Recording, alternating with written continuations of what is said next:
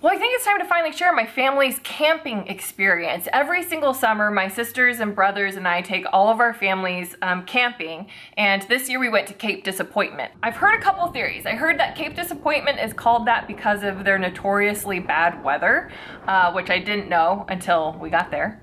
And then I also heard that Cape Disappointment was named that because there was an explorer who had set out to find a channel that connects the ocean to the Columbia River, and he got to this cape that he was sure was the channel, and it wasn't.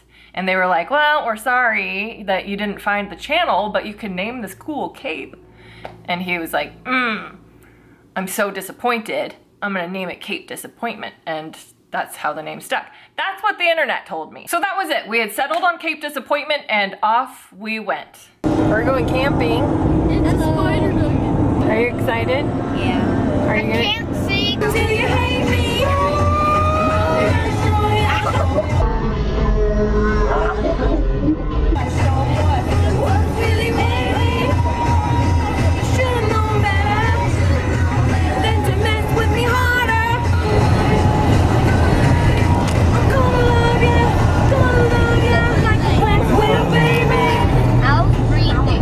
Was the first one to the campgrounds. We actually stayed there one night earlier than everybody else. So this is our camping location. We finally got our tent up. The children are having some quiet. Hello. Oh, yeah, there's one down there.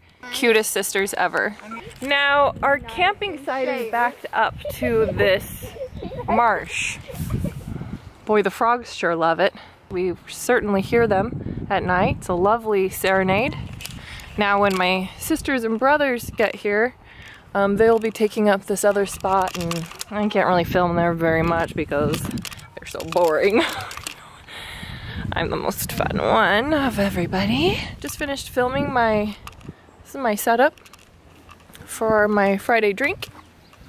We had hippie juice. Don't mind if I do. Finish that off. And my husband's just putzing around. Oh, here. That first night when we went to the ocean with just our kids, it was like sunset galore. Kids were running up and down the beach. They're writing their names in the sand. The wind is blowing in your hair. It's just really fun. And Cape Disappointment has 2 lighthouses. North Head Beach Lighthouse. Getting closer. I've never been to a lighthouse before. She's beautiful. Just beautiful.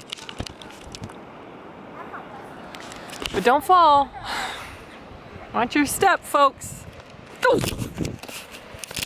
Got you again. God, you fall for it every time, I swear. I'm not gonna fall. So this is the view from my house. And I live right up there.